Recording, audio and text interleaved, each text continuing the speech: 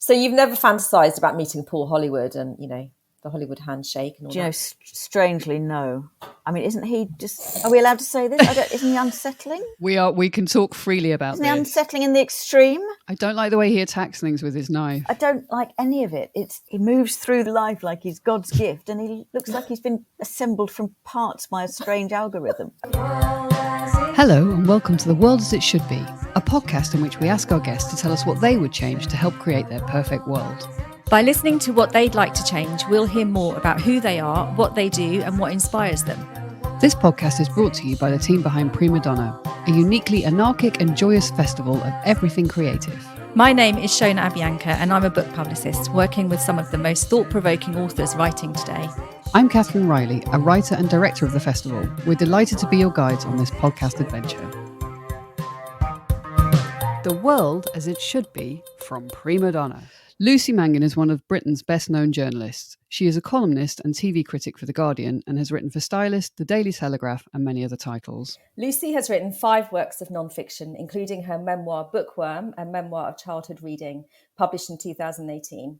Her debut novel, Are We Having Fun Yet?, has just been published to rave reviews from, among others, Moran, Marian and Jenny Eclair. Are We Having Fun Yet? Chronicles 12 months in the life of Liz, a mute but mutinous 40-year-old juggling all of the labour, seen and unseen, that accompanies parenting, partnering, working, helping out at school and with friends, and just occasionally finding time for a solitary swim. We'll hear more about it very shortly. Lucy lives with her husband, son and cat, Patrick. And in her own words, her domestic setup is a miracle of efficiency and competence. Lucy, welcome to the Prima Donna podcast. Thank you for having me. Before we talk about your book, Lucy, we want to talk about your home library. Prima Donna is all about books after all, and we know that we saw it in The Guardian at the weekend, and it certainly provoked a pang of envy, more than a pang of envy, in this house. How happy are you in it right now? I'm so happy. It was like, and the article, it was like having baby pictures published in a national newspaper. I was so proud and happy. Like, look what I made. In a way I really did not feel about any pregnancy photos. It's just wonderful. It's literally a lifetime. My only lifetime's ambition has been realised. Nailed it. It's done. It's done. I don't know what to do now. And how does it feel when you're in it? What does it feel when is it exactly what you imagined it would be? It really is. I mean, again, how often does that happen? Never. But you just go in and it's exactly like you thought it would be.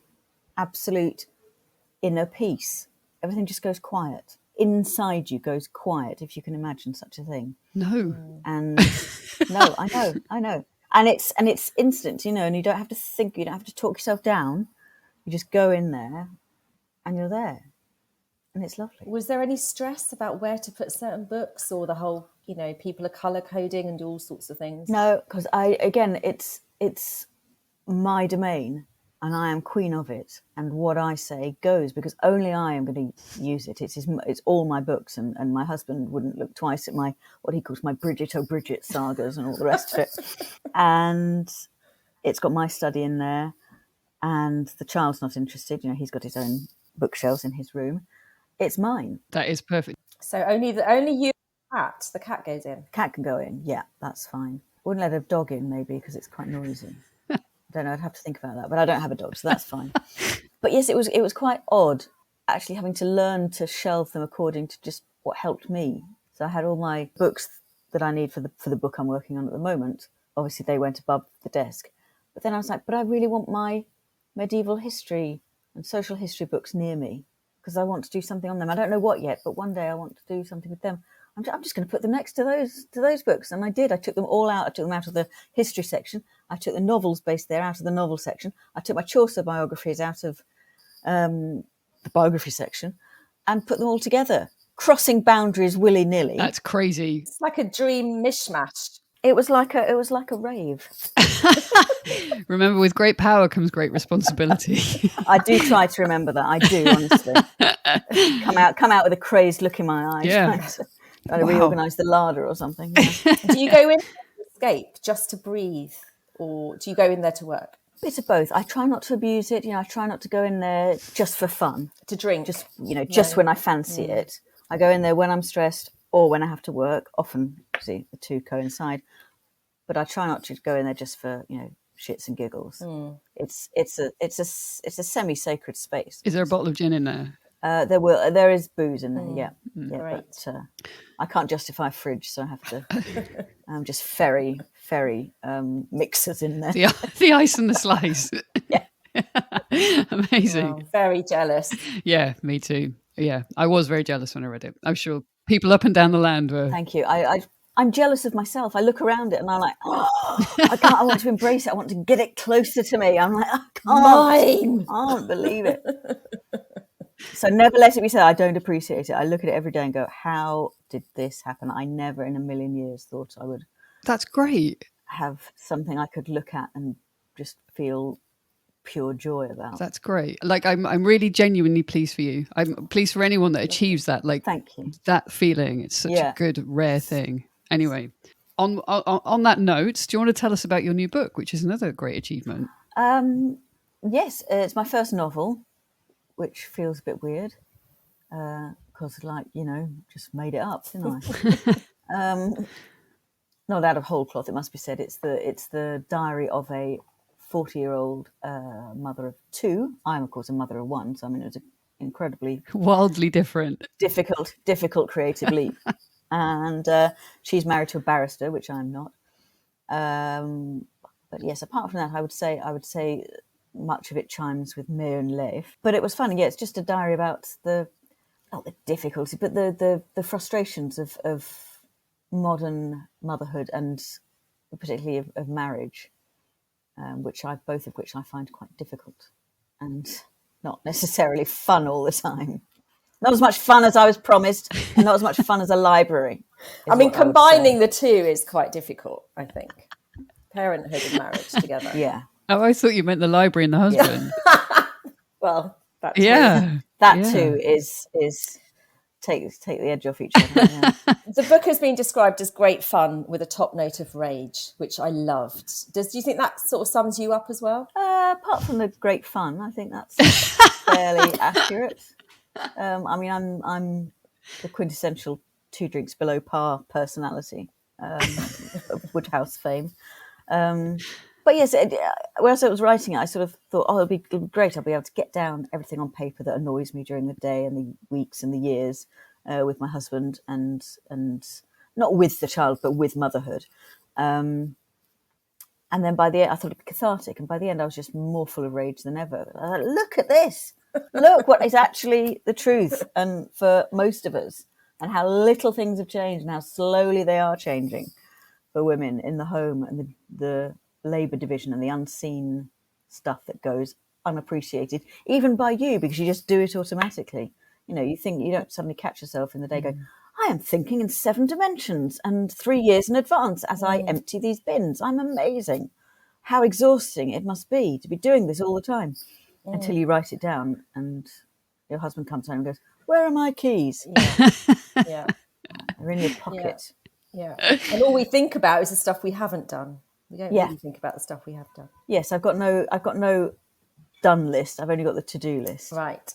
I mean, I write things down after I've done them just so I can cross something off. No, this is I do that as well, but somehow the to-dos still have run off the page. Yeah. Deb, our producer, writes on her to-do list every day, get dressed.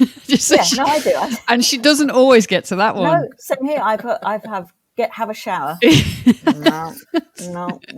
No, not always achievable. Not always. So there are hints of your own life in your book. How there are some specifics that I wanted to ask you about. Ghost poos. Where did that come out of your imagination, or did that come out of that was a real conversation? I think that was with my son or his friend.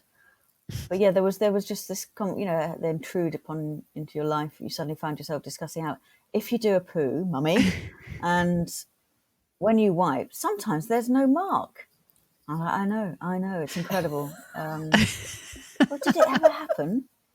And I said, well, I said, we could call them ghost poos.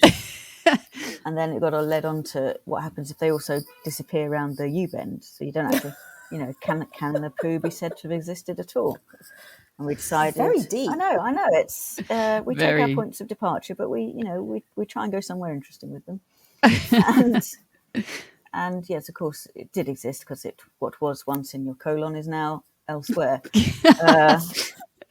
It's good that there's a resolution to the ghost poo discussion in the book. Well, there's got to be, really, hasn't there? Yeah. I mean, that's what fiction is. It's I was very worried about the lack of narrative closure in the ghost poo saga, and could not rest until. Good. Do you have a very good memory? Do you kind of capture these moments? Like, how do you remember that these kind of funny anecdotes to then translate them into your writing? Fortunately, my son has his own Boswell in the form of his devoted grandma, Right. who, doesn't just write down the good stuff; she writes down everything.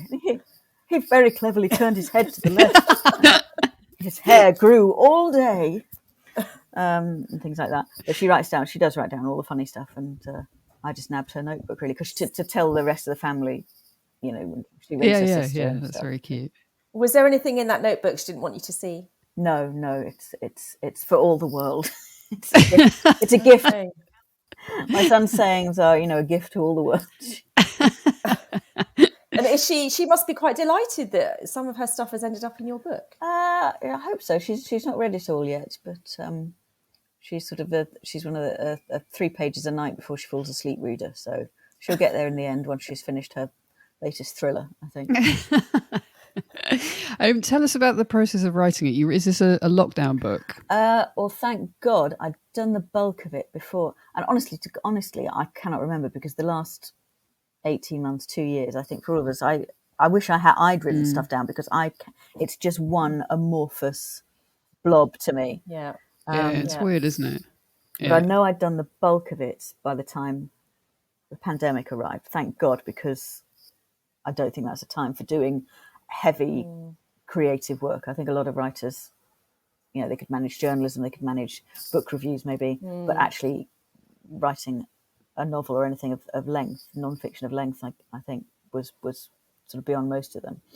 So it was editing and putting in a few more elements. Like Mrs. Bradley came in quite late, and maybe even the other side, the neighbours on the other side they were all kind of pandemic people. Right. But mostly it was editing. Who's Mrs. Bradley based on? I really liked her.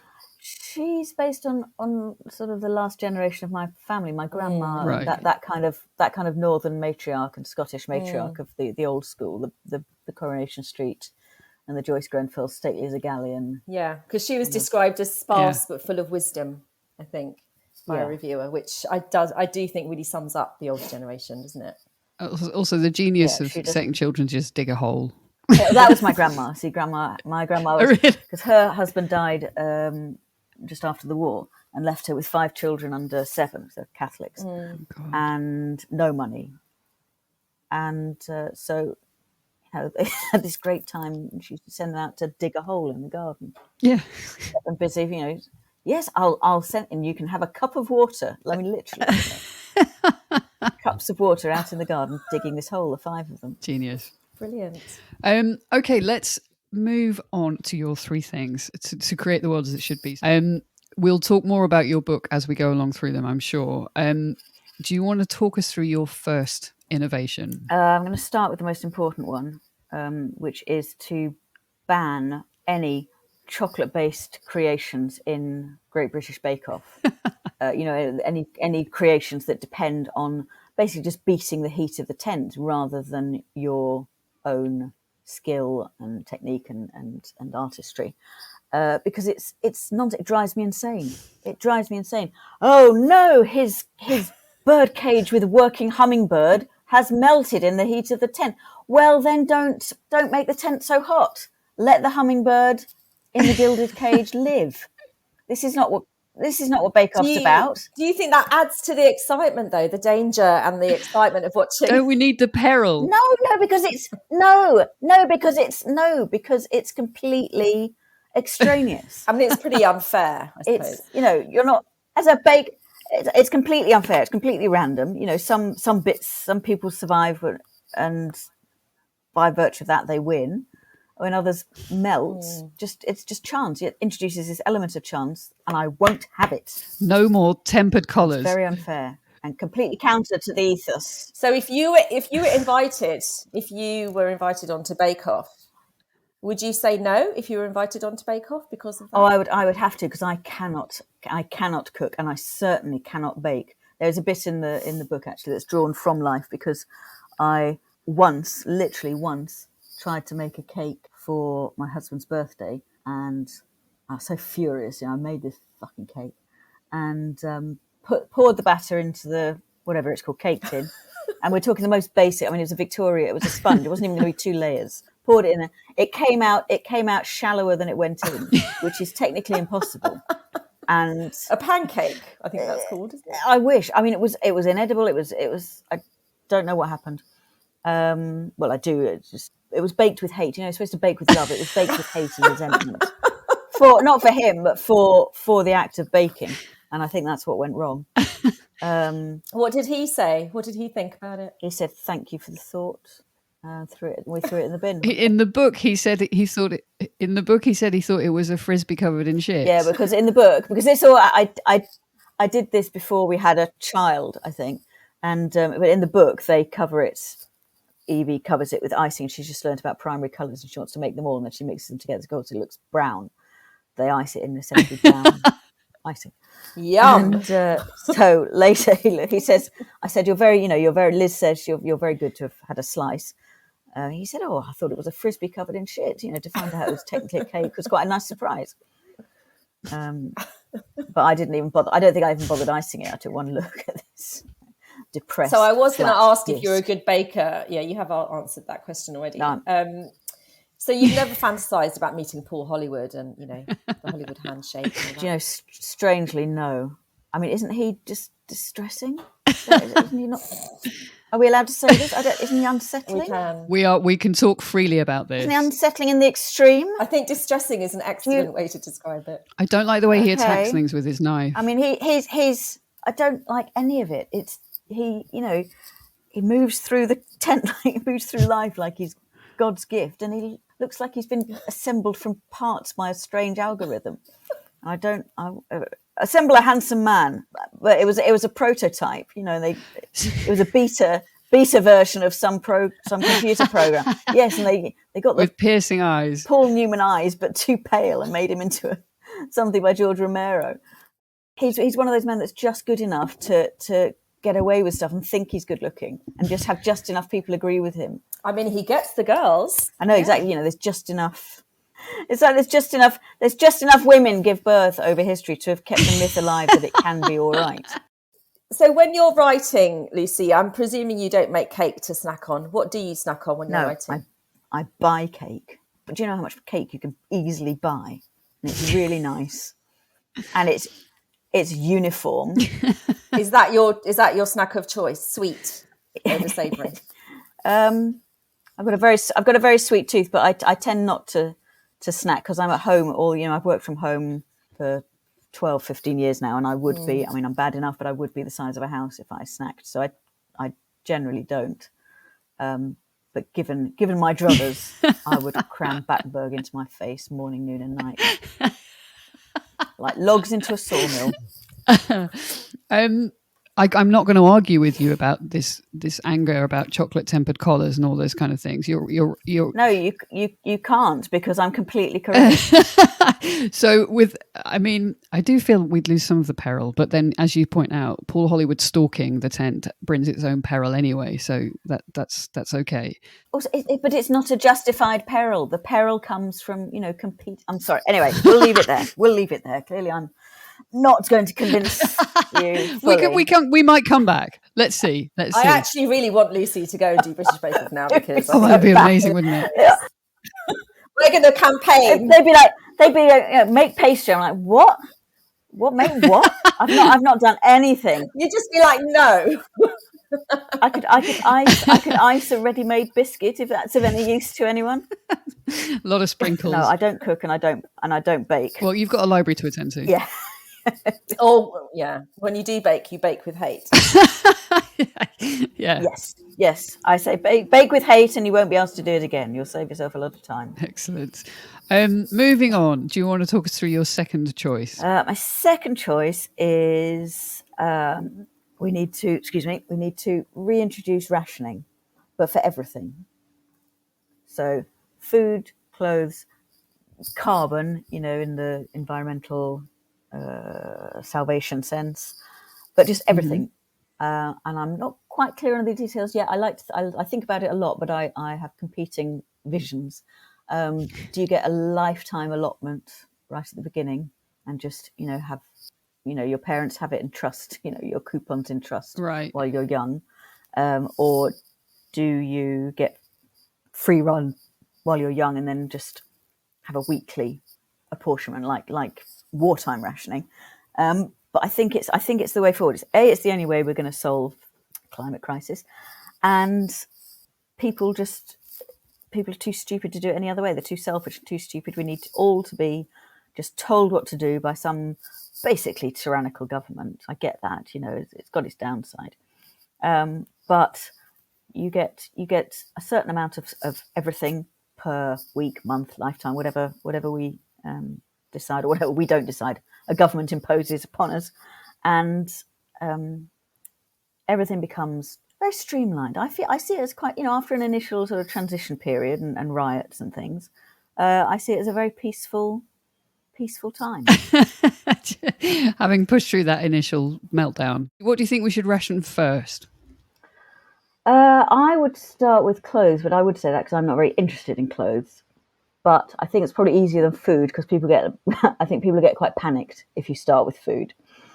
So I say clothes, and you say you're allowed how many jumpers. I mean, details are still to be worked out in accordance with whatever tyrannical government I have installed.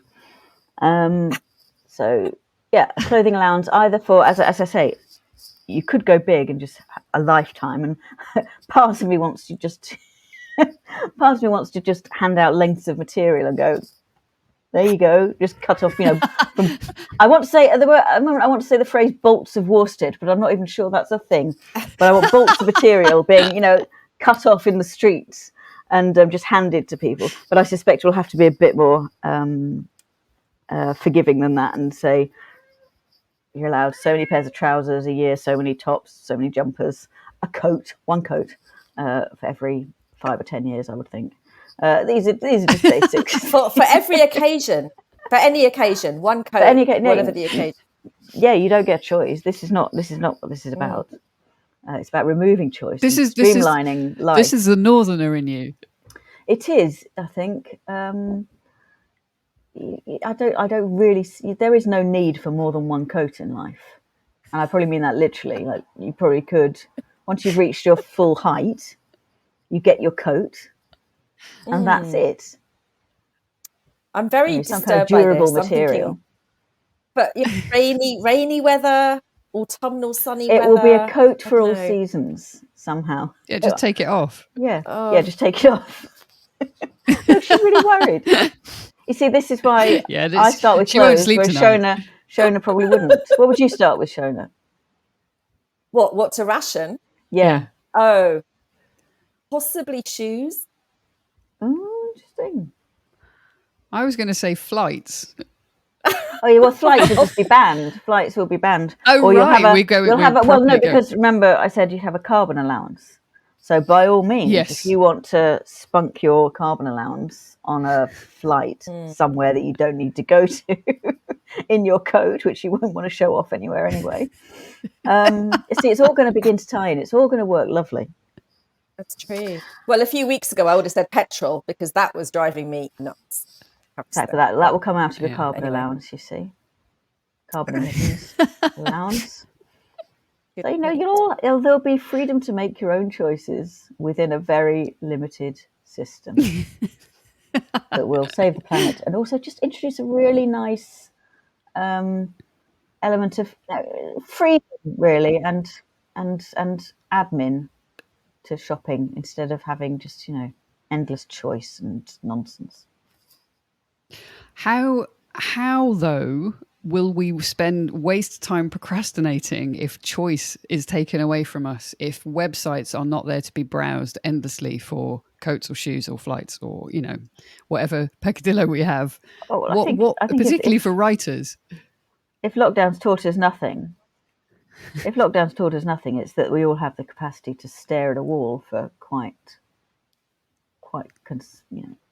considerable lengths of time and do absolutely nothing. Or we go for, healthful walks, all this kind of thing. Bit of reading, maybe. But in lockdown, did you buy anything weird online? No, I hunkered in lockdown. This is what I think. This is what always fascinates me about big life experiences. Same with motherhood. Actually, is that actually it doesn't change you. It just aggravates and exaggerates what's already there. So, of course, when I'm under stress, when I had a baby, I stayed more in than you've ever seen anyone stay in before. I was like pressed against the sofa going, everybody just stay away. I want to be more alone. And in the pandemic, I was the same. I just kind of hunker and wait for it all to pass and stockpile a few bits so I don't have to go out. And it all worked very well. Whereas people who need people and who were very stressed by not being able to go out and do everything, I think did, take to the internet and buy weird things and try and, inject some excitement into their lives that way. Whereas I was like, oh, finally, the world has dropped to a level of excitement that I can cope with, i.e. none. I did what most people did. I did buy a fire pit after spending hours and weeks and months looking at the same one and then finally buying it, which has been used twice.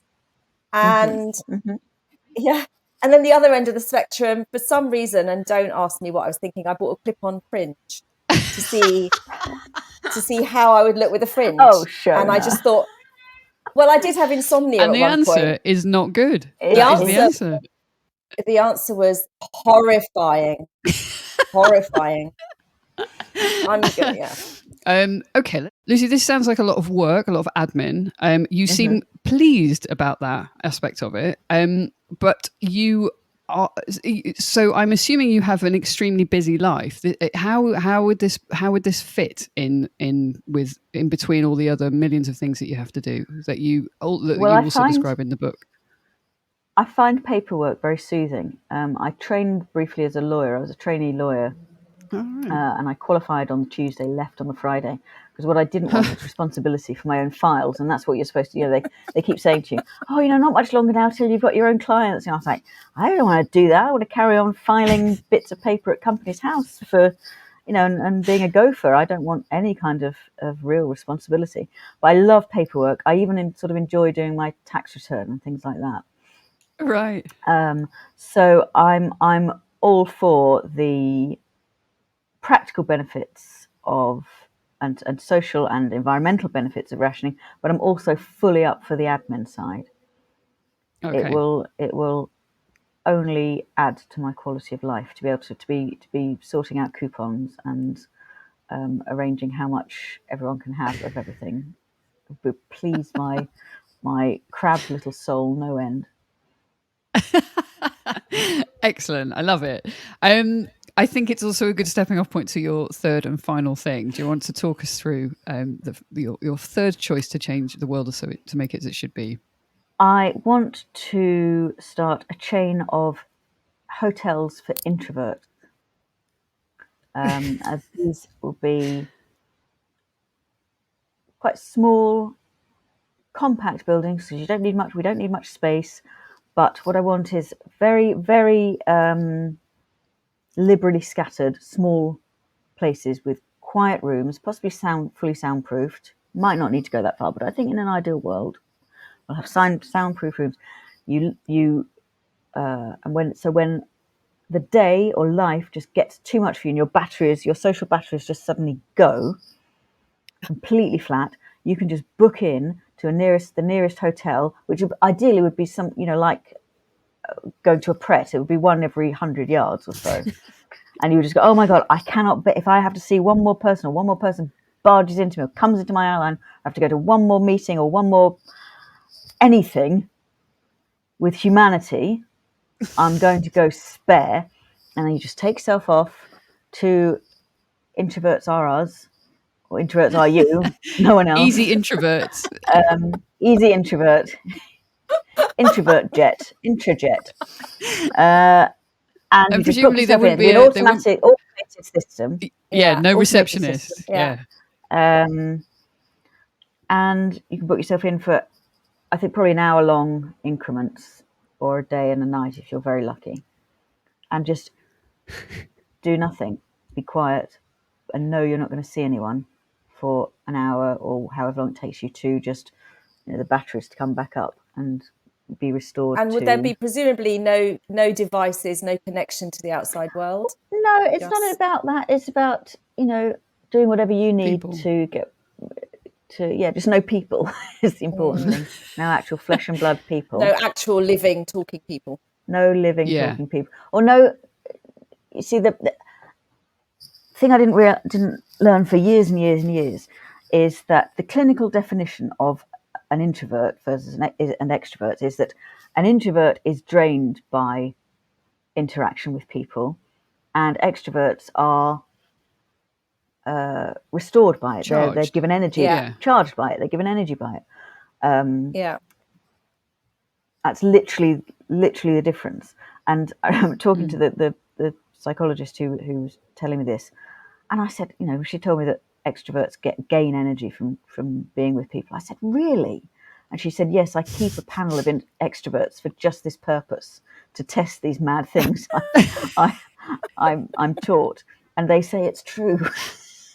But there's a slight wrinkle on that, which is that introverts do like to be with people, but only ever on their terms. They're very small, so in a small group of people that they really want to see and are talking about proper things, but not like the extroverts who just want to go to the party because that's what they feed on, just the mere fact of being at a party with all these people. And I always remember a friend of mine who's a confirmed extrovert, but is married to a deep introvert. She rang me up one day and said, just talk me through it, because I know you'll understand him and I don't. He's just said to me, because I'd just been reading out the Sainsbury's shopping list as I was unpacking and reading out the receipt, telling what I bought, and he said, you've just been reading out the Sainsbury's shopping receipt for 20 minutes. And I said, yes, otherwise nobody would have been talking. And I was like, oh my God, that poor man, would you? So, it's, and yet the world is basically arranged around her type of person rather than around introverts. This is why we have open plan offices. This is why we have meetings. And it's the hotels are a little bit of fight back. Yeah. So that's exactly what I was going to ask you. We are geared up as a society to sort of reward show-offs, I get. Look at the cabinet, for example. Yeah, not for long. Yeah. How much harder is it to be an introvert? And is this little oasis, these little? I imagine them as little pods for some reason. Yes. Do they have these in Japan? Is it? I'm sure. Yeah, it's you can. But they're hotels. They very sensibly have reduced everything to just the absolute basics that you need, which is a place to sleep. That doesn't have to be a whole room. You can just have a pod, and that would be. I would take a pod in when my batteries go flat. It's fine. But this is not about napping, is it? This is it's just about being deeper. by yourself and not having to interact on other people's terms for a while till you feel better, till you can. Because I think extroverts don't understand is that there comes a point where you just can't do it. You just ballasted with your own hatred and contempt not for them personally, but just for humanity. And you cannot do another thing until you've had an evening to yourself. So where do you retreat to in the absence of these hotels? The library. The library now. But I know now that if I've got to go out in the week, then I need to keep it to just once a week, especially if it's something I have to go to, if it's a worky type thing. Then I was going to ask you, when you're a journalist, 2 or 3 days before that and 2 or 3 days after, I use up my my coupons. So it's I like have to ration my It's energy because I can only do so much. Yeah. And if I have to go out twice Well, or even 3 times a week, my family know just to scatter when I get in because I am not happy. What were you going to say, Shona? I'm very quietly unhappy. No, I was just going to say, Lucy, when you started out, I mean, you are still a journalist, but, I imagine as a fledgling journalist starting off, you do have to go out and connect quite a lot with people and do the whole social thing. Did you find that difficult? I did, and it wasn't my kind of thing at all. But again, when you've got that's not the same as small talk and socializing. If you've got a purpose it's like I love doing book events because you can go up and you talk on your own terms and you talk to like-minded folk. It's not small talk and it's not finding out about people's cats and children, which nobody can stand. It's here comes my cat. It's a well-timed meow. Yeah. So and you're not schmoozing. I guess you're being schmoozed. You're not really having to schmooze anyone. Yeah, although I tend not to get schmoozed. But it's I don't know. It just seems to be fun. But the idea of walking into a room full of strangers and having to, meet them properly. But it's not properly. That's the whole point. But to meet them and show an interest. I was going to say feign an interest, so that kind of steps on the point. But show an interest in them. Whereas I watch people who genuinely do want to know about people. Anyone they meet, they want to know about them. Yeah. And I'm like, why? Yeah. Why? The chances of it being interesting are so small. Why would you bother? Very true. Very true. Do you know what I think, though? I think a lot of people who seem to be extrovert actually sometimes find it hard and don't want to do that either. Just more polite. Yeah, just more polite than me, I think. Yeah. No, I think some people put up such a good show. But they need to come out and stand in solidarity with us, but far away from us, to make the point. And we'll go stand together, but separately. in your introvert hotel. Unionise in our own homes. Yeah, yeah. So this is why there is no introvert movement to change things. Yeah. That's brilliant. That's why extroverts have got it all their own way, because they're the only ones speaking up. By definition, they can gather. Yeah. Thank you so much, Lucy, for coming on the podcast today. It's been fantastic talking through your 3 things. Pleasure. I feel purged. Good. I just want to build my own library now. I really have this dream. I want to come on your introvert rally. That's what I want to do at a safe distance. Just Yeah. It'll just be a column, one behind each other, 6 feet single away. Single file rally. Yeah. With headphones on. Come back and talk to us about the new book and how you coped in your single file rally. Thanks. Yeah, thank you. I Take will. care. Thank you very much.